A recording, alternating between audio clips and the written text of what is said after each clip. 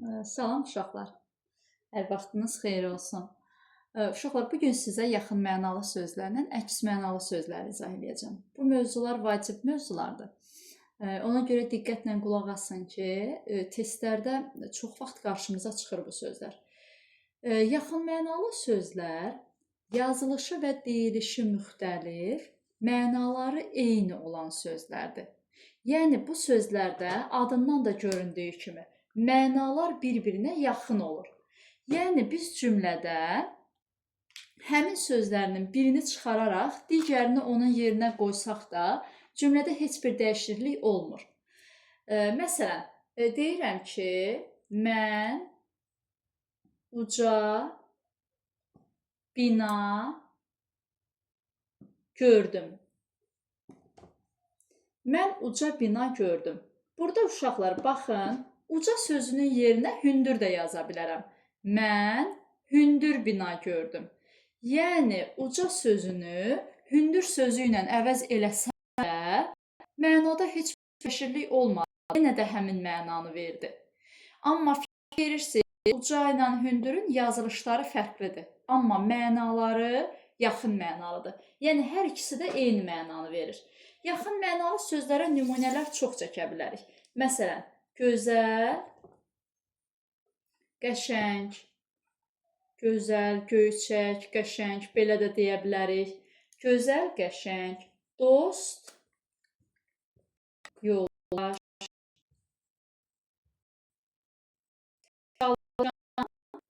çalışan, qoçaq. Daha sonra gözlük, eynək, gözlük, eynək. Daha sonra hoppanmaq, tullanmaq, qaçmaq, yüyürmək. Qaçmaq, yüyürmək. Uşaqlar, fikir verirsinizsə, mən yazdığım yaxın mənalı sözlərin içərisində ad bildirən sözlər də var, əlamət bildirən sözlər də var, hərəkət bildirən sözlər də var. Baxın, gözəl, qəşəng, necə? Bu əlamət bildirdi. Bu əlamət bildirir. Əlamət bildirən. Dost, yoldaş, kim? Bu oldu ad bildirən. Çalışqan, qoçaq, necə? Bu da oldu əlamət bildirən. Gözlük, eynək, nə? Bu da oldu ad bildirən. Qaçmaq, yüyürmək, nə etmək? Bu da oldu hərəkət bildirən sözlər. Demək ki, uşaqlar, yaxın mənalı sözlər ad da bildirə bilər, əlamət də bildirə bilər, hərəkət də bildirə bilər. Testlərdə çox zaman bizdən belə də istəyir. Yəni, aşağıdakı yaxın mənalı sözlərdən əlamət bildirənləri seçin. Əlamət bildirən yaxın mənalı sözlər cütünü seçin. Bu formalarda testlərdə qarşımıza çıxa bilər. Onda demək ki, siz əlamət bildirən deyirsə, gedin yaxın mənalı sözlər cütündə sözlərə sual verin. Əgər necə, nə cür, hansı sualına cavab verdisə, demək ki, əlamət bildirən olacaq. Bir də ki, uşaqlar, sözlər cütü deyəndə, yəni bir-biri ilə eyni mənanı verən sözləri nəzərdə tutulur. Hansı ki, mən indi yazıram, sizə sözlər cütü yazıram. Məsələn, uca, hündür. Baxın, bu sözlərdə, bax, bunlar ikisi bir yerdə sözlər cütü sayılır. Yəni, sizdən əgər ad istəsə, gedin həmin sözə sual verin. Ad bildirəndirsə, həmin sözü götürün. Əlamət bildirəndirsə, hərəkət bildirəndirsə, hansını soruşdu, onu götürərsiniz. İndi keçək əks mənalı sözlərin izahına. Əks mənalı sözlər də, uşaqlar, burada da yenə də qaydamızın adına diqqət edəcəyik. Əks mənalı sözlər. Yəni, buradakı sözlər bir-birinin əksi olacaq. Əks mənalı sözlərdə sözlərin deyilişi və yazılışı müxtəlif olur, mənaları da bir-birinin tamamilə əksi olur. Məsələn, deyirəm acı, şirin, tez, gec.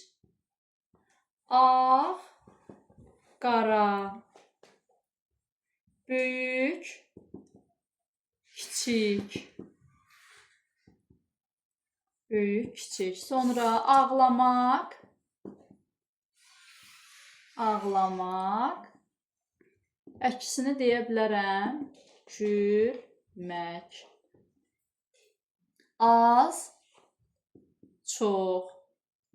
Fikir verin uşaqlar. Əlamət bildirən sözlərdə də üzr istəyirəm, əks mənalı sözlərdə. Əks mənalı sözlərdə də əlamət bildirən sözlər də var. Hərəkət bildirən sözlər də var, say bildirən sözlər də var. Yəni bu sözlər əlamət, hərəkət, say bildirən sözlər bir-birinin əksi də ola bilirlər. Yəni siz oradakı mənaya fikir verin əsas. Məsələn, acıdırsa, onun əksinə şirin qoymalısan. Yəni bir-birinin tərsi olsun da sözlər. Məsəl üçün yaxşı deyirəmsə, yaxşının tərsi nədir? Pis.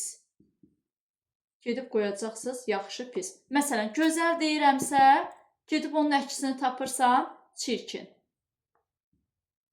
Yəni bunları da testlərdə sizə cümlənin içərisində də tapmağı verə bilər. Cümlədə hansısa bir söz verər, onu fərqləndirər, həmin sözün sizdən əks mənasını istəyə bilər. Və yaxud da əks mənalı sözlərdə də testlərdə sizdən əlamət bildirən əks mənalı sözü soruşa bilər, hərəkət bildirən əks mənalı soruşa bilər. Bu formalarda testlərin şərtinə diqqətlə fikir verin. Yaxın mənalı və əks mənalı sözlər haqqında bu qədər uşaqlar. Çox danışıb videonu uzatmaq istəmirəm. Əsas vacib olan şeyləri dedim. Siz daha diqqətlə fikir versəz, burada da çətin heç nə olmadığını görəcəksiniz. Videoya diqqətlə baxın, bunları da öyrənin.